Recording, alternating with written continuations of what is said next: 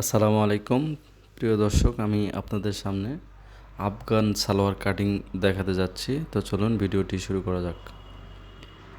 ভিডিওটি শুরু করার আগে আমরা সালোয়ারের প্রথমেই বেল্টের অংশ বের করে নেব। তো বেল্টের অংশ বের করার জন্য আমরা যেভাবে চারভাবে কাপড়টি ফোল্ড করে নেওয়ার পর সমান করে কেটে নেব। সমান করে কাটার পর এখান থেকে আমরা 9 ইঞ্চি একটা বেল্ট বের করে নেব। মূলত 9 ইঞ্চি বেল্ট এলাস্টিক মোড়ানো বাদে 6.5 ইঞ্চি টিকবে। তো আমরা আরও একটি পার্ট বের করে নেব। আরও একটি পার্ট বের করে নেওয়ার পর আমরা কাপড়টি 4 ভাগে ভাঁজ করে নেব। 4 ভাগে ভাঁজ করার পর আমরা সামনের দিকে সমান করে কেটে নেব। কেটে নেওয়ার পর আমরা সালোয়ারের মাপ হচ্ছে 40 ইঞ্চি। আমরা এখানে 6.5 ইঞ্চি বাদ দিয়ে 40 ইঞ্চিতে একটা দাগ দিয়ে নেব।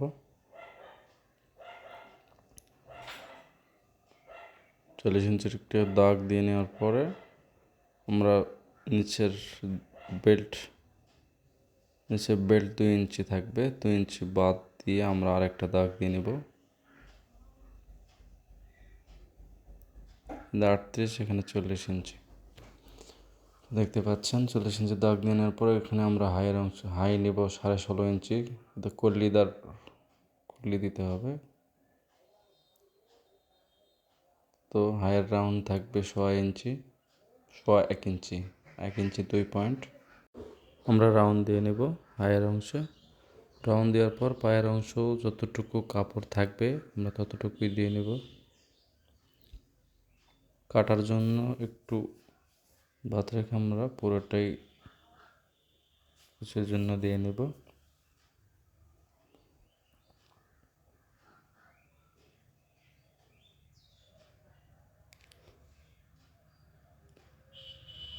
কুচির জন্য দিয়ে নেওয়ার পর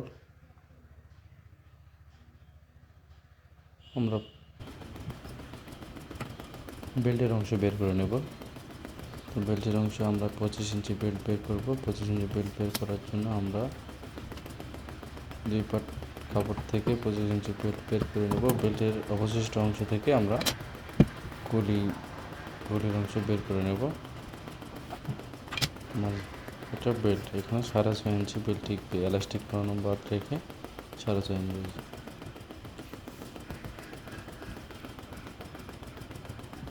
আমরা বাদ বাকি যে কাপড়টুকু থেকে আমরা নিচের পটির অংশ বের করে নেব। তো এখানে পায়ের মুখ থাকবে 6.5 ইঞ্চি অর্থাৎ 12 ইঞ্চি।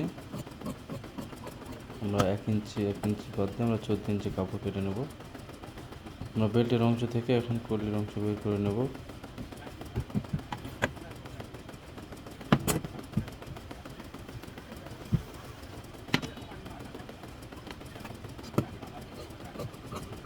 কলি কাটা শেষ।